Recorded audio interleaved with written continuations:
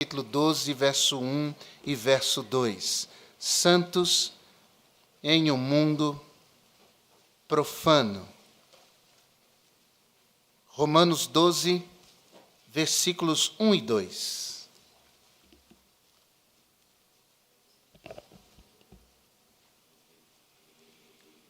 Rogo-vos, pois, irmãos, pela compaixão de Deus, que apresenteis os vossos corpos em sacrifício vivo, santo e agradável a Deus, que é o vosso culto racional. E não sede conformados com este mundo, mas sede transformados pela renovação do vosso entendimento, para que experimenteis qual seja a boa, agradável e perfeita vontade de Deus. Obrigado, Pai, pela bênção de estarmos aqui. Que gostoso é estar em Tua presença. Que bom é estar com meus irmãos, glorificando o Teu nome aqui e tendo comunhão. E, ó Deus, que maravilhoso é ouvir a Tua palavra. Pedimos que esta palavra lida, ela seja semeada e frutifique nos corações, em nome de Jesus. Amém. Podem sentar. Hoje pela manhã nós começamos uma série de mensagens com esse tema geral, Santos em um mundo profano. E hoje pela manhã eu introduzi este assunto falando sobre as santas palavras. Foi uma maneira que eu encontrei para falar a respeito da palavra santidade, da palavra santificação, o seu significado dentro da palavra de Deus e a sua aplicação na vida prática. E eu também falei que ser santo não é isolar-se do mundo. Eu, inclusive, me referi a um fenômeno do século IV, da era da igreja, em que várias pessoas foram ao isolamento em cavernas, em pântanos, em desertos. Pessoas ficavam distantes de tudo e de todos, entendendo que isso lhes traria um status de santo, um status de santidade. Nós dissemos que essas pessoas não acrescentaram absolutamente nada à história ou à vida das pessoas. Isso foi chamado de monasticismo anacoreta. E começou e terminou sem que tivesse, de fato, feito diferença alguma na vida das pessoas, a não ser ensinar que não é isolando-se de tudo e de todos que nós vamos ter e manter uma vida santa e agradável a Deus. O padrão de Deus para a vida do cristão é aquele dito por Jesus em sua oração sacerdotal, no Evangelho de João, no capítulo 17, quando disse: eu não rogo que os tires do mundo, mas que os livres do mal. Ou seja, vivemos em um mundo profano, vivemos em um mundo violento, vivemos em um mundo rebelde contra Deus, sua palavra e o seu padrão, mas podemos viver neste mundo, ainda que neste mundo, de uma maneira santa, agradável e repreensível diante de Deus. Como Noé viveu no meio de uma geração corrompida e achou graça aos olhos do Senhor, nós também podemos achar graça aos olhos do Senhor, sendo santos, não perfeitos, mas santos em um mundo profano. Eu também disse que a igreja, essa reunião dos santos de Deus, esse grande ajuntamento é um ambiente favorável ao estímulo à santificação, à santidade, à palavra de Deus, àquilo que Deus diz em sua palavra para que possamos viver, praticar. Então, nós acabamos estimulando uns aos outros as boas obras, a uma boa conduta, a sermos melhores cidadãos, pais de família, mãe de família, sermos melhores filhos. A igreja é um ambiente estratégico que Deus usa para que nós possamos fortalecer a nossa fé e crescer nela. Embora nós saibamos que hoje em dia alguns falam contra a igreja, falam que não precisam de igreja, falam que não precisam congregar, mas nós não podemos ser cristãos sozinhos. Isso é impossível. Isso não é o projeto de Deus para nós. É preciso que nós tenhamos a possibilidade de exercitar os mandamentos recíprocos descritos na palavra de Deus, quando a Bíblia diz que nós devemos aconselhar uns aos outros, orar uns pelos outros, por exemplo. Isso quer dizer que nós aqui estaremos exercitando esses mandamentos recíprocos e assim crescendo na fé. Existe um grupo que cresce muito no mundo e no Brasil também. Ele é denominado de os sem igreja. Eles são dessa linha, que dizem que não precisam de igreja para serem cristãos. Um amigo meu estava um pouco chateado com a igreja, mas, na verdade, o problema era ele. E ele começou a frequentar uma reunião destes sem igreja. E ele contou para mim isso. Ele foi nessa reunião e eles chamam de reunião singela do Evangelho. Bonito, não é? Uma reunião singela do Evangelho. É bonito. E aí eles tiveram aquela reunião singela do Evangelho, e quando terminou a reunião, o pessoal se levantou e o dono da casa foi até o bar e disse assim: quem quer uísque? Eu estou servindo uísque. E o outro disse: alguém tem isqueiro? Eu preciso acender o meu charuto. Eu preciso também para acender o meu cigarro. Me dá uma dose dupla de uísque. E aquele meu amigo ficou olhando e disse assim: o quê? Que reunião singela do Evangelho é essa? Onde as pessoas se reúnem para dar vazão aos seus desejos carnais, para alimentar a sua carne? E aquela foi a primeira e última reunião singela do Evangelho que ele foi frequentar. E graças a Deus hoje ele está de volta à igreja. Graças a Deus ele está congregando. Ele está dentro do modelo de Deus, do plano de Deus para a vida de alguém que diz ser um seguidor de Jesus Cristo. Falsas doutrinas podem atrapalhar a nossa santificação. Falsas doutrinas podem atrapalhar a nossa santidade. Eu quero ler com você 2 Timóteo 2, 17 a 21, se você puder acompanhar. 2 Timóteo 2, 17 a 21. É Paulo falando a um jovem pastor na cidade de Éfeso, chamado Timóteo. 2 Timóteo 2, 17 a 21. E Paulo diz assim: e a palavra esses que pregam, que não precisa de igreja, por exemplo, ou que pregam falsas doutrinas, e a palavra desses roerá como gangrena. Olha ao que Paulo comparou as palavras dessas pessoas que ensinam falsas doutrinas. 2 Timóteo 2,17. E a palavra desses roerá como gangrena, entre os quais Himeneu e Fileto, ele cita duas pessoas conhecidas, tanto dele quanto de Timóteo, os quais se desviaram da verdade, dizendo que a ressurreição era já feita, e perverteram a fé de alguns. Eu vou explicar essa história de a ressurreição já tinha acontecido antes. Eu vou explicar isso mais tarde. Todavia, verso 19, o fundamento de Deus fica firme, tendo este selo. Vamos ler juntos? O Senhor conhece os que são seus, e qualquer que profere o nome de Cristo, aparte-se da iniquidade.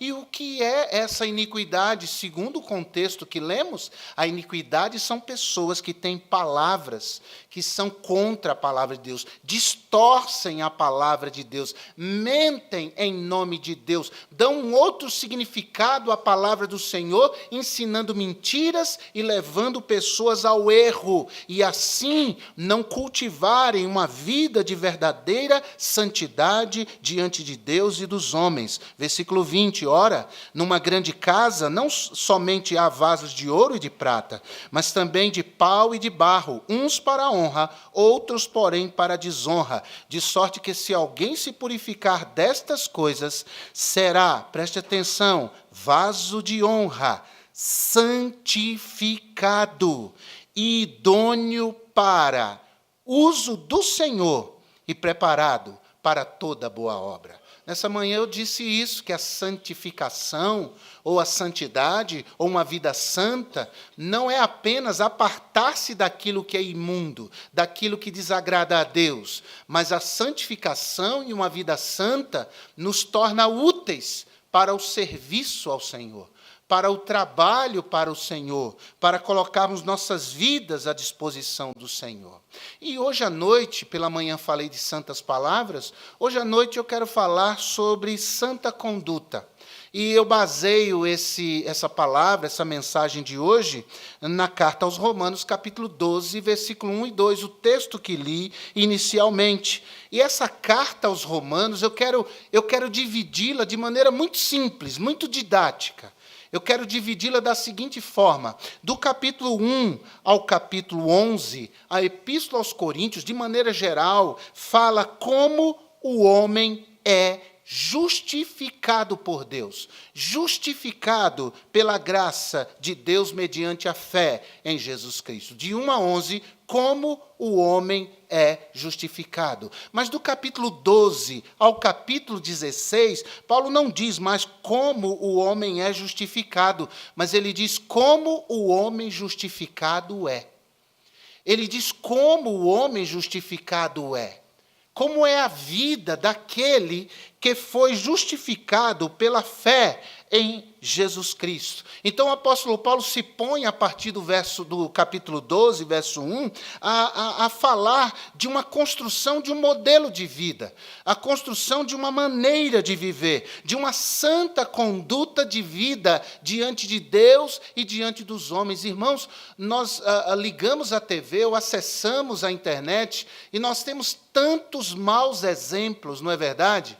Nós temos tantas coisas que vemos e nos chocam. Algumas delas a gente nem acredita. A gente fala, meu Deus, eu vivi para ver esse tipo de coisa. Eu vivi para ver o ser humano se degradando a este nível. Então, o mundo precisa ver que há pessoas que não se contaminam. Há pessoas que não se dobram ao Deus desse século. Mas há pessoas que têm um compromisso com Cristo e pessoas que, embora falhas, procuram viver uma vida que agrada ao Senhor. Elas podem tropeçar, mas vão se arrepender e vão logo voltar àquele modelo de vida, àquela ética cristã, àquela maneira de agir. E o Senhor Jesus referiu-se a essas pessoas quando disse no Sermão da Montanha: assim resplandeça a vossa luz diante dos homens e glorifiquem para que vejam as vossas boas obras e glorifiquem a vosso Deus e Pai que está nos céus. Isso é possível.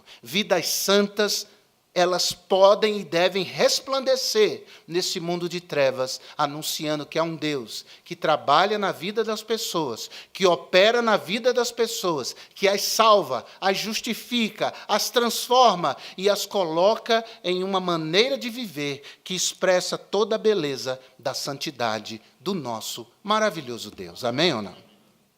Então o apóstolo Paulo, ele começa o capítulo 12 fazendo um pedido.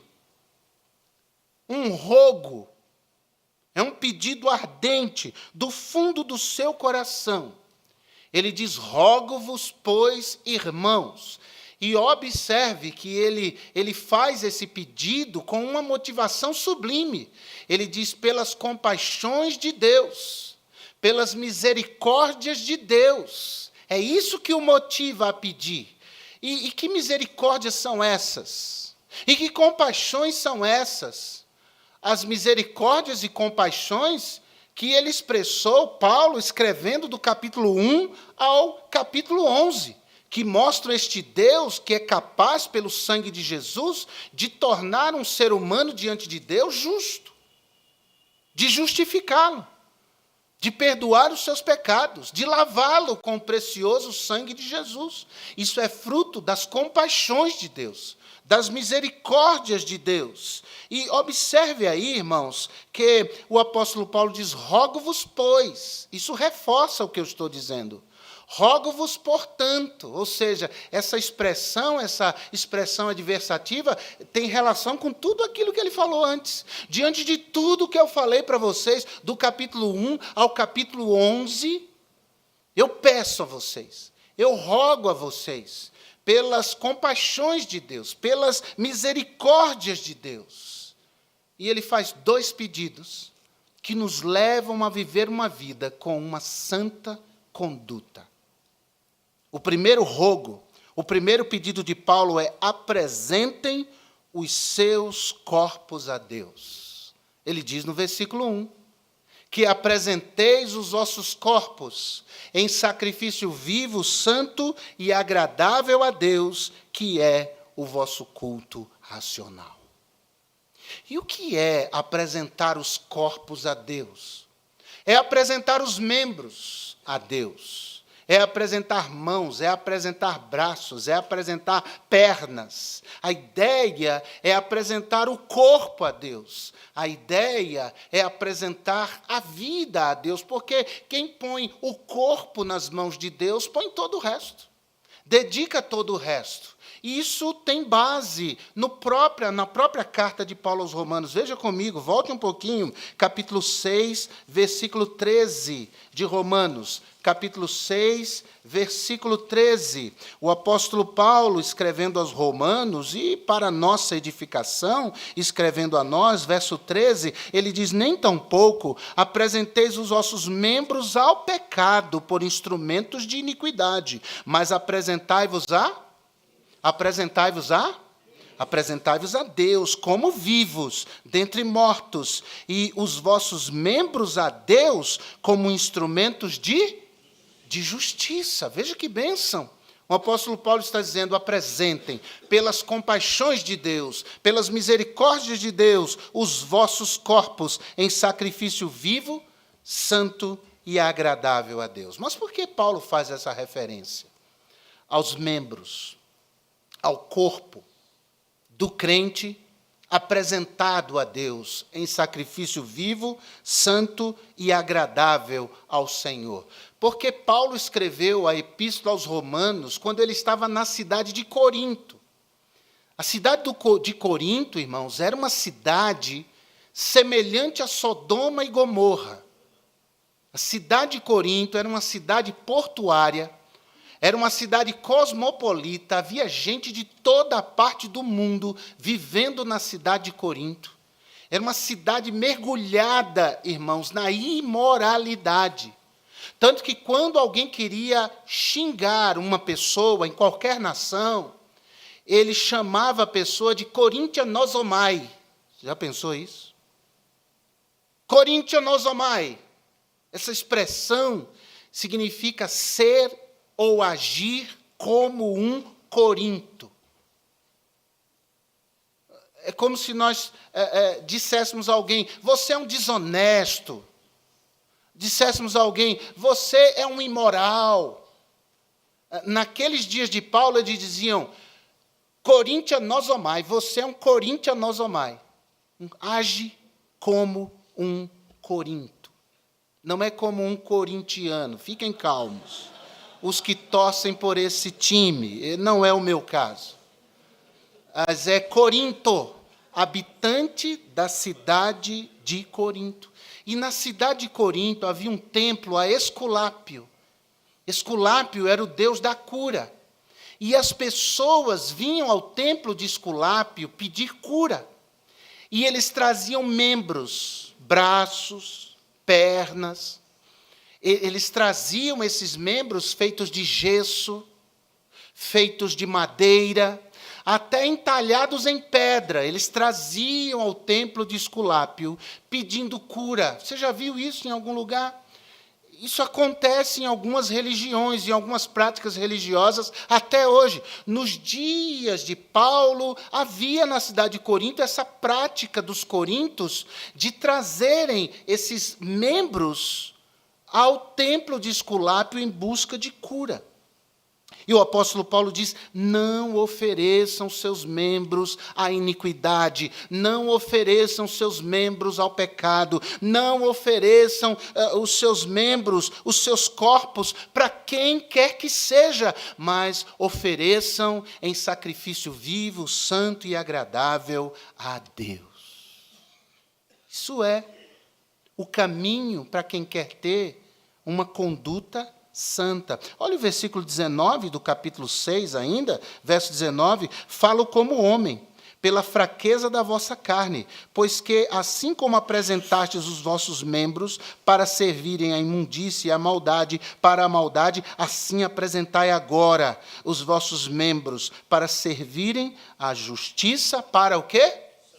Para a santificação. Esse é o caminho. Eu entrego o meu corpo, eu entrego meus olhos. Meus olhos não têm que ver qualquer coisa. Meus olhos têm que ver coisas que agradem ao meu Senhor. Os meus ouvidos não têm que ouvir qualquer coisa. Os meus ouvidos têm que se preocupar em ouvir coisas que são agradáveis ao meu Senhor. Não é isso que o salmista diz no Salmo 19? Que as palavras dos meus lábios e o meditar do meu coração sejam agradáveis à tua presença, ó Senhor. É isso. Então, ao oferecermos nossos corpos a Deus, nós estamos oferecendo toda a nossa vida, em consagração integral.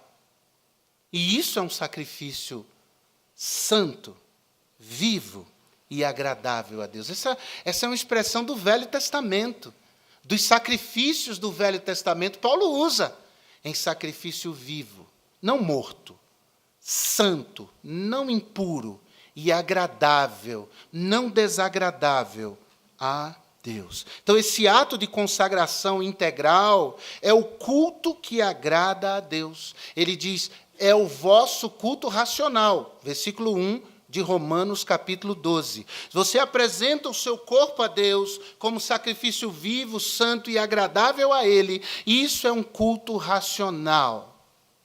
Ou seja, é um culto digno de pessoas que pensam. É um culto digno de gente que raciocina.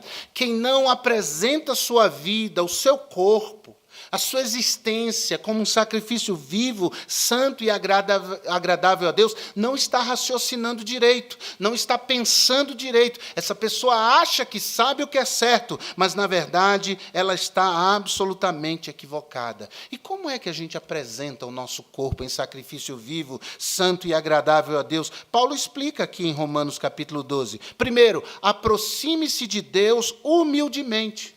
É assim.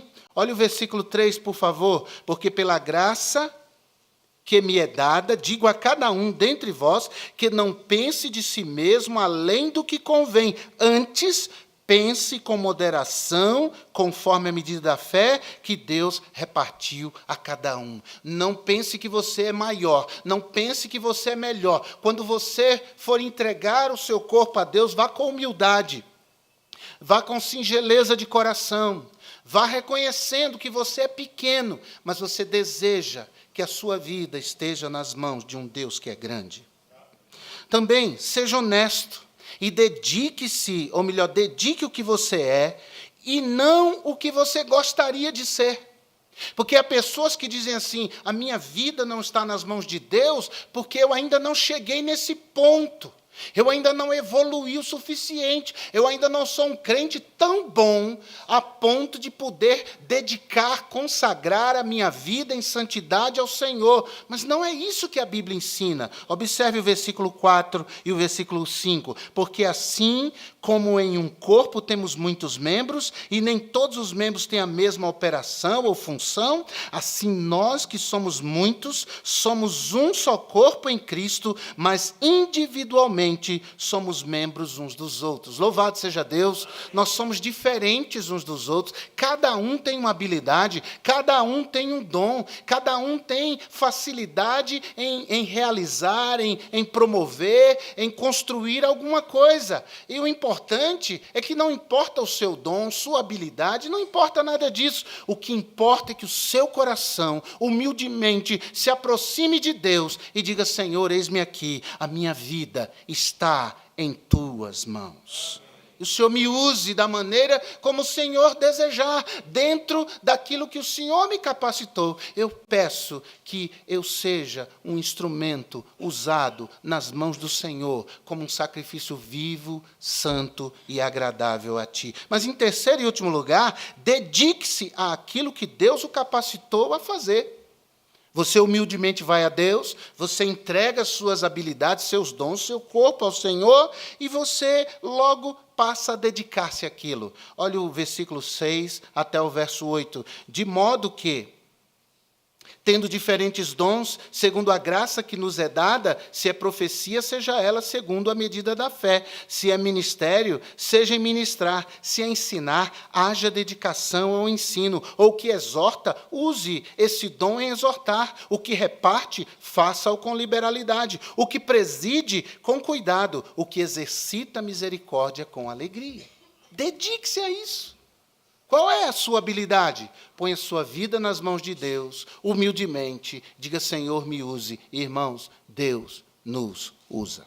Deus nos usa, e usa de maneira gloriosa. Então, vá servir dessa forma, dedicando sua vida, seu corpo ao Senhor, e sirva de um modo frutífero e realizado.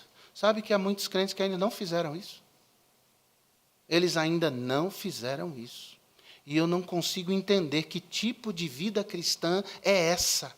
Eu não consigo entender isso. Essa, certamente, segundo a Bíblia, que li, não é uma vida de um sacrifício vivo, santo e agradável a Deus. Mas há um segundo pedido de Paulo. Ele pede que apresentemos nossos corpos ao Senhor. Mas ele também diz, não se amoldem ao esquema deste mundo. É o versículo 2 de Romanos, capítulo 12.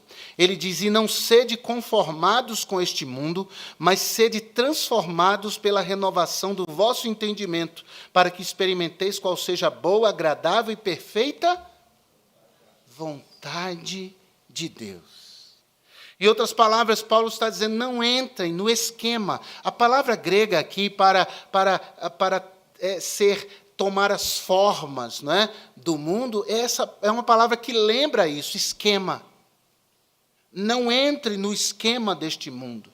Não tome as formas deste mundo. Em outras palavras, não haja, não pense, não fale como um mundo decaído faz, fala, pensa. Não entre no esquema do mundo, porque o mundo é corrupto. Então, Paulo está dizendo aqui que nós devemos ser marcados pela doutrina da palavra de Deus e não pelos ditames deste mundo. O mundo dos dias de Paulo era um mundo influenciado pela a cultura helênica, a cultura grega. E a cultura grega tinha pontos muito positivos, mas também tinha pontos muito negativos, destrutivos, pontos que eram, irmãos, coisas que eram abomináveis aos olhos de Deus. E olha que Paulo estava em Corinto, escrevendo para aquela igreja lá em Roma. Paulo combate o gnosticismo, que era uma filosofia que se infiltrou no primeiro século da era cristã e foi mais ou menos até o terceiro século de uma maneira bem forte, influenciando negativamente aqueles primeiros cristãos. E nós vemos gnosticismo até hoje, viu? Traços aqui e ali de gnosticismo, bem claramente, no meio da nossa sociedade. Mas o fato, irmãos, é que o gnosticismo era uma doutrina de louco, era uma doutrina de hospício, de gente que não sabe das coisas, de gente que rasga dinheiro. Eles ensinavam, primeiro, que toda matéria é má. Eles diziam, Jeová, o Deus do Velho Testamento, ele estava muito bravo contra o protopai. Não vou entrar nesses detalhes aqui, não vale a pena. E Jeová estava muito revoltado, irado contra o protopai. E uma maneira dele se vingar foi criando tudo o que ele criou. Então, esse Jeová, ele é mau, e aquilo que ele criou, a matéria, é má. O que é bom é espiritual. O que é ruim é material. Isso não tem base nenhuma na palavra de Deus. Você chegar no mar, num dia de sol quente, dar um mergulho, irmãos, renova suas forças de um jeito, muda o seu ânimo. E é matéria. Você chupar uma manga com a mão. Esse negócio de garfo e faca, não. Você chupar uma manga com a mão, com casca e tudo. Irmãos, é uma experiência libertadora. Como é que a matéria pode ser má? Eles diziam, inclusive, irmãos, que a própria relação sexual era uma coisa má. A matéria é ruim, a matéria é má. Eles diziam, indo nessa linha, olha onde eles foram parar, que Cristo não se encarnou verdadeiramente. Que Cristo não estava entre nós, humanos, como matéria. E, consequentemente, Cristo não morreu na cruz. O Espírito não morre.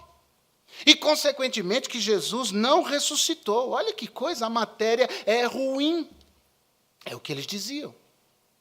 Mas a Bíblia diz, no Gênesis, é Yahvé, é Jeová, é aquele que é o que é. Moisés diz, Gênesis 1:31, viu Deus tudo quanto tinha feito, e eis que era muito bom. Muito bom. E foi a tarde e a manhã do sexto dia. Então, eles diziam assim, Jeová, o Deus do Velho Testamento, é ruim, é mau. Mas Jesus, o Deus do Novo Testamento, esse é bom. Isso se ensina até hoje, em algumas denominações heréticas no Brasil. É uma heresia do 2º século. Mas eles já ensinavam isso lá, e esse negócio foi sobrevivendo e chegou até os nossos dias. Olha que loucura. E os apóstolos combateram isso. Quando lemos 1 de João, capítulo 1, versículo 1, João diz assim, o que desde o princípio, o que era desde o princípio, o que ouvimos e o que vimos com nossos olhos, o que temos contemplado e as nossas mãos tocaram. Porque João precisava dizer aos primeiros crentes que Jesus veio em carne, matéria. E João diz, eu toquei nele. Quantas vezes João deve ter abraçado, ele reclinava sua cabeça nos ombros de Jesus. Eles estão combatendo o gnosticismo aqui. O apóstolo Paulo, escrevendo aos Colossenses, capítulo 2, verso 9, porque nele habita corporalmente, olha lá, corporalmente, toda a plenitude da divindade. O próprio Lucas, registrando as palavras de Jesus aos discípulos, quando Jesus ressuscitou, ele diz assim, apalpai-me, Lucas 24:39, apalpai-me e vede, pois um espírito não tem carne nem ossos. Eu ressuscitei carne e osso. Como é bom ler a Bíblia. Como é bom estudar a Bíblia. Como é bom ter escola dominical. Como é bom vir à escola dominical, como é bom fazer parte de uma igreja como tantas outras que pregam a palavra de Deus, como a palavra de Deus é. Qual é o esquema do mundo hoje? Que nós não devemos nos moldar? Qual é? Primeiro, o esquema do mundo é um esquema mergulhado numa existência hedonista que busca o prazer a qualquer custo. Existe na filosofia uma linha chamada de existencialismo. E esse existencialismo tem várias vertentes. E uma delas é o existencialismo hedonista. O existencialismo diz o seguinte, a vida não tem sentido. A vida não tem sentido. Nós nascemos e morremos e não há sentido algum nisso. Nós nascemos e vamos nos arrastando pela vida, no meio dos sofrimentos, das angústias, das dificuldades, e não há sentido algum nisso. Olha que coisa. Jean-Paul Sartre, também filósofo, dizia isso. A única coisa que tem propósito são as máquinas. Seres humanos não têm propósito nenhum. A vida não tem sentido, a vida não tem propósito.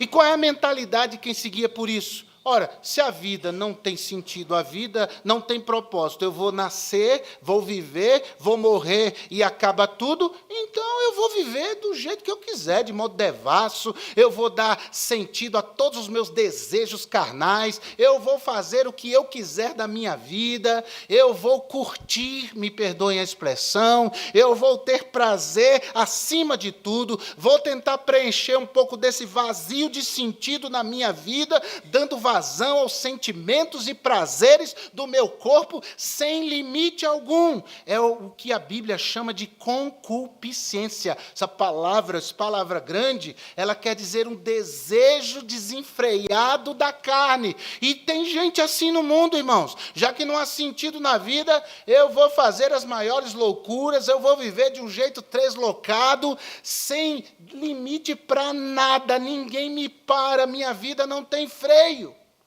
E vai se destruindo, porque esse estilo de vida destrói o ser humano física, emocional e principalmente espiritualmente. E deixa eu dizer, tem crentes sendo tentados a isso. Eu vou viver a minha vida. Eu vou cuidar da minha vida. Eu quero ascender na empresa. Que Deus, que igreja, que Bíblia, que nada disso. Eu vou casar coisa nenhuma. Eu vou viver uma vida aí promíscua, para lá e para cá, com uma, com outra, com um, com outro, com outro. Eu vou beijar na boca, beijar muito na boca, e a minha vida é isso aí. Dar vazão aos desejos da sua carne. Mas o mundo também está mergulhado no espírito, não só desse existencialismo que dá vazão aos desejos, mas está também mergulhado na pós-modernidade. Pós-modernidade é uma coisa real em nossos dias. A marca maior da pós-modernidade é o relativismo. Nós sabemos disso. Você tem a sua verdade, eu tenho a minha verdade. Eu não critico a sua verdade, você não critica a minha verdade. A minha verdade é diferente da sua verdade. A minha verdade se choca contra a sua verdade, mas nós ainda continuamos unidos. As verdades são diferentes, mas elas podem coexistir tranquilamente, sem problema nenhum. Eu não me meto na sua verdade, você não se mete na minha verdade. Nós damos as mãos e cantamos Imagine, do John Lennon, e vivemos felizes nesse mundo, em paz e harmonia perfeitas. Essa é a mentalidade do pós-modernismo. Mas, irmãos, Jesus disse em João 17:17, santifica-os na verdade. A tua palavra é a verdade. Jesus disse, eu sou a verdade. Irmãos, só há uma verdade acima de todas as verdades. Jesus Cristo. Diante de Jesus, todas as outras verdades são menores. E muitas dessas outras verdades são relativas mesmo. Porque Jesus é a verdade absoluta. Não corra atrás das verdades desse século. Você vai se decepcionar. Você vai se frustrar. O vazio da sua alma só vai aumentar. Porque o vazio da alma da gente só encontra fim quando nós conhecemos e andamos com Jesus. Paulo diz, não se amoldem ao esquema deste mundo. Como? E eu encerro a mensagem respondendo isso. Paulo diz no final do versículo 2 do capítulo 12, ele diz, não sede conformados com este mundo hedonista, pós-moderno, mas sede transformados pela renovação do vosso entendimento. E o que é isso? A própria carta aos Romanos responde no capítulo 7, versículo 25. Capítulo 7, versículo 25. O que é isso? Renovar a mente. Capítulo 7, verso 25 diz, dou graças a Deus por Jesus Cristo nosso Senhor, assim que eu mesmo, com entendimento, observe, sirvo a lei de quem? Mas com a carne sigo a lei do? Qual é a lei de Deus? É a palavra do Eterno. Nós temos a nossa mente transformada, nós vamos sendo transformados de glória em glória, o nosso entendimento vai mudando a respeito da vida, das questões da vida, das coisas da vida, o nosso entendimento vai mudando à medida em que nós conhecemos a palavra de Deus. A tão negligenciada palavra de Deus, a tão desconhecida palavra de Deus, a tão rejeitada palavra de Deus, é o segredo que muda a nossa vida. àquele pastor que foi fazer uma visita e o casal estava com problemas sérios financeiros. E antes de ir embora, ele disse: os irmãos têm uma Bíblia aí para eu ler um versículo? E ele leu aquele versículo, e quando ele disse: vamos orar, aí o casal baixou a cabeça, fechou os olhos para orar, e ele pegou uma nota alta de dólar, uma nota bem alta, e pôs dentro da Bíblia. Ele orou, e ele entregou a Bíblia para o casal e disse: irmãos, eu sei que vocês estão passando por essa dificuldade, mas a resposta está na palavra de Deus. E eles disseram: amém, pastor, isso mesmo. Na semana seguinte, ele encontrou o casal na igreja e perguntou: e aí, encontraram a resposta na palavra de Deus? E eles disseram: pastor, ainda não encontramos. Nós estamos orando. Vocês estão lendo a palavra? Estamos lendo, mas ainda Deus não nos mostrou a resposta. 2 semanas depois, e aí encontraram a resposta? Ainda não, pastor, ore por nós, por favor. Continue orando por nós. Mas eu disse para vocês a palavra de Deus, lá está a resposta. Mas nós ainda não, Deus não nos mostrou ainda. Você não tem uma nota alta de dólar aí, mas eu quero lhe dizer em nome de Jesus, a resposta está aqui. A resposta está aqui. A resposta está na palavra. Então a mente é transformada pela palavra. É pensar biblicamente. E é muito triste, irmãos. Às vezes, nós temos uma posição dentro da Escritura, da palavra, e um irmão em Cristo diz: isso é a sua opinião. Eu penso diferente. Eu vejo diferente. Irmãos, a Bíblia não é para a gente ver diferente. A Bíblia não é para a gente ler e dizer o que a gente acha, o que a gente pensa, o que a gente gostaria que a Bíblia dissesse. Não é assim. A Bíblia é para nós lermos e dizermos: a Bíblia diz isso. Eu penso diferente, mas a minha mente, o meu coração, tem que se curvar ao que a Bíblia diz. A gente fala amém, e nem todos falam amém, mas muitas vezes, irmãos, nós não agimos assim. Nós relativizamos, neste mundo de relativos, o que a Bíblia diz. Isso é um problema.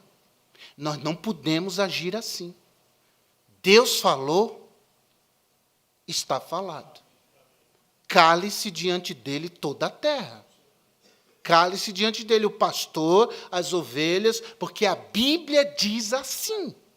Então, é assim que a nossa mente vai sendo transformada. Não pelo que eu acho, não pelo que eu penso, não pelo que eu gostaria que fosse. E à medida em que a nossa mente vai sendo transformada, Paulo diz no final do versículo 2, para que experimenteis qual seja a boa, agradável e perfeita vontade de Deus. A gente sempre lê esse versículo pensando assim: é isso mesmo, pastor.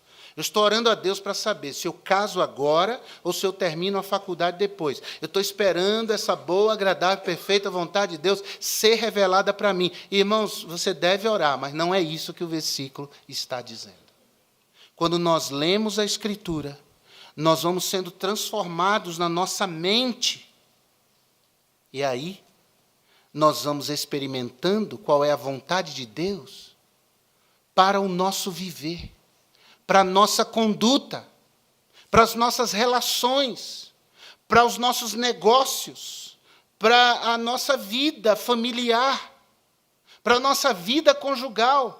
À medida em que nós nos alimentamos da palavra, lemos a palavra, estudamos a palavra, anotamos o sermão, vamos para casa, a semana, passamos a ler os textos, a rememorar o que foi dito. Quando a gente vem para a escola dominical e assiste aquela lição, faz as anotações, vai no YouTube, hoje tem YouTube, você vai de novo, você consegue assistir todo dia.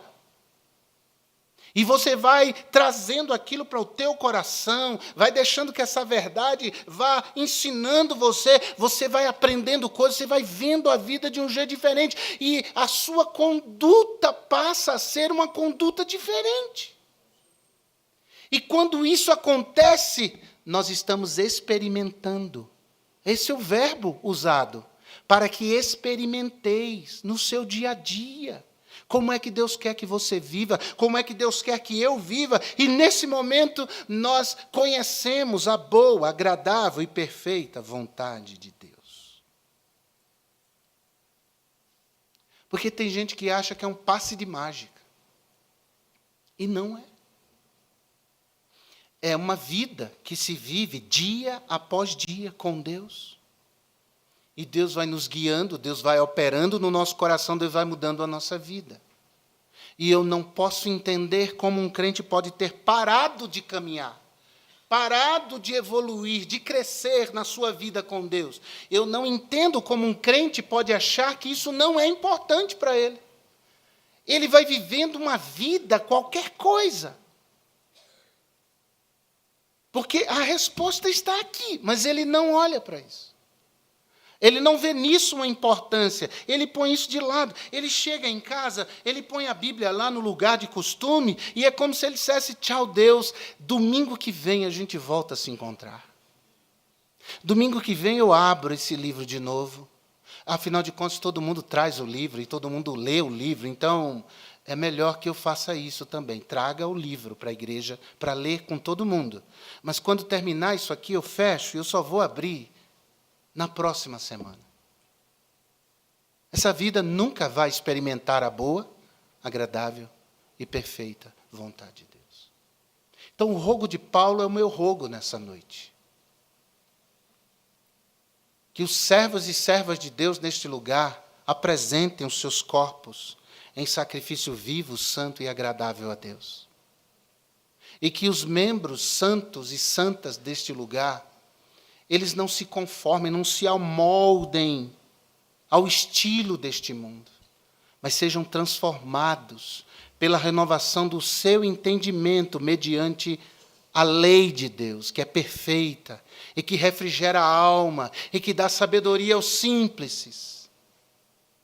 E vá sendo assim transformado em seu entendimento. E à medida em que anda com Deus e anda debaixo da palavra, ele vai experimentando essa boa, agradável, perfeita, maravilhosa vontade de Deus.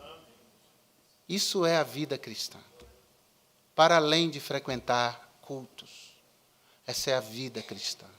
Para além de ser chamado crente, essa é a vida cristã. Para além de ter um cargo na igreja ou ser o pregador do culto da noite, para além disso, esta é a vida cristã. A questão é, nós estamos vivendo esse evangelho?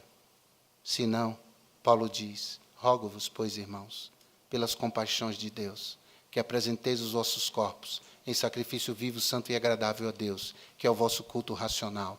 E não sede conformados com este mundo, mas transformai-vos pela renovação do vosso entendimento, para que experimenteis a boa, agradável e perfeita vontade de Deus. Vamos orar? Vamos orar? Eu sei que por trás das minhas palavras, Deus falava palavras para você. Deus lembrava de pessoas, Deus lembrava de situações, Deus lembrava de problemas, Deus lembrava de pecados, Deus lembrava a você e a mim de certas questões que hoje precisam de resolução, precisam de transformação. O caminho foi apontado. E o que é que você vai fazer com essa palavra? Se você só recebe essa palavra, recebe para a sua condenação. Mas se você recebe essa palavra e toma a firme decisão de viver sobre ela, de praticá-la, então a sua vida vai ganhar uma nova dimensão. Você vai romper os grilhões do automatismo, da religiosidade, de uma vida vazia, mecânica e sem Deus. Você vai se revestir de uma outra realidade, uma realidade espiritual. Você é transferido para uma dimensão dos milagres, uma dimensão espiritual, para viver nesse mundo, experimentando dia após dia a boa, agradável e perfeita vontade de Deus. Você é um crente em Jesus e você quer agradar seu Senhor. Você quer ser um crente melhor. Você quer colocar sua vida hoje de uma maneira toda especial no altar de Deus em sacrifício vivo, santo e agradável. Eu vou pedir a você para sair da galeria e vir aqui à frente, para sair da parte de baixo aqui e vir aqui à frente, para sair do coral e vir aqui à frente. Você vem consciente de que você está apresentando o seu corpo em sacrifício vivo, santo e agradável a Deus. Eu não sou uma criança, eu já sei muita coisa. Eu já sei o que é e o que não é. Eu sei a realidade do que eu estou falando. E, portanto, ouça a voz de Deus. Os textos que li é a palavra do Senhor confrontando a você e a mim. Então saia do seu lugar. Esse tempo de frieza, de mornidão, de dureza de coração, de questionamento da verdade. Você vem à frente dizendo: eu me rendo à verdade de Deus. Eu me rendo à palavra de Deus. Eu coloco a minha vida no altar de Deus. Eu determino em meu coração: não vou me moldar às coisas do mundo. Eu não vou fazer isso, mas eu vou experimentar essa transformação do meu entendimento com a palavra todo dia. Eu vou experimentar isso para que eu possa perceber na minha vida a boa, agradável e perfeita vontade do meu Deus. Saia do seu lugar em nome de Jesus. Venha à frente. Eu sei que esse tipo de mensagem não é popular. Esse tipo de mensagem é muito rara, eu diria. Mas esse tipo de mensagem é que abençoa a vida da gente. Venha com humildade. Venha entregando quem você é, não o que você gostaria de ser. E venha para ser usado por Deus. Venha à frente em nome de Jesus. Pode vir em nome de Jesus. No coral, aqui embaixo, na galeria, pode chegar. Nós já vamos orar. Eu estou junto com vocês aqui. Eu estou pondo a minha vida também no altar do Senhor. Agora tem alguém aqui que não é crente? Se você é crente, pode vir.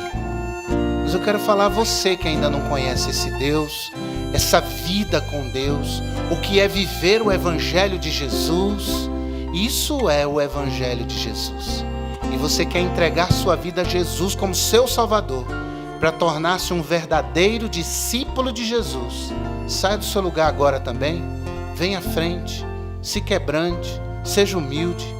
Deus resiste aos soberbos, mas dá graça aos humildes. Você não tem certeza da sua salvação? Venha à frente então, saia do seu lugar agora. Em nome de Jesus, saia do seu lugar. Seja você quem for, saia do seu lugar e ponha a sua vida no altar do Senhor. Você crente, venha à frente, eu vou orar. Mas venha à frente em nome de Jesus. Eu quero orar por você. Pode chegar. Venha quebrantado. Venha. Não endureça o seu coração. Não continue cavando para a sua condenação. Pare de cavar. Olhe para cima. Olhe para Deus. Se humilhe. Deus vai lhe abençoar. Obrigado, Deus Santo, pela tua palavra que nos visitou nesta noite. Uma palavra de exortação. Uma palavra dura, meu Deus, porque é muito difícil ser confrontado como eu fui confrontado por essa palavra. Mas, meu Deus, é para a bênção da nossa vida, é para o enriquecimento da nossa vida. E nós te agradecemos, Senhor, que este púlpito continue pregando a fiel e firme palavra do Senhor. Meu Pai, se outros virarem as costas para a fidelidade doutrinária, nós aqui dizemos ao Senhor em nome de Jesus, nós permaneceremos voltando os olhos para a palavra do Senhor e pregando somente a palavra do Senhor. Abençoa meus irmãos que vieram à frente, irmãs. Meu Deus, eu não sei qual é a necessidade, eu não sei qual é a questão, mas o Senhor conhece, o Senhor sabe. E eu peço em nome de Jesus que, meu Deus, hoje comece uma nova jornada na vida dessas pessoas. a partir desta dedicação dos seus corpos, da sua vida, meu Deus, teus filhos, mediante a tua palavra diariamente lida, a palavra fruto da meditação, que eles vão tendo, meu Deus, a sua mente, o seu entendimento transformados. Eles possam ver, meu Deus, o invisível, possam provar daquilo que quem não conhece o Senhor e não anda contigo nunca provará. Que eles possam ter mais de ti, mais do Senhor em suas vidas. E oramos que seja assim, para a glória do Senhor e em nome de Jesus. Amém. Voltem para o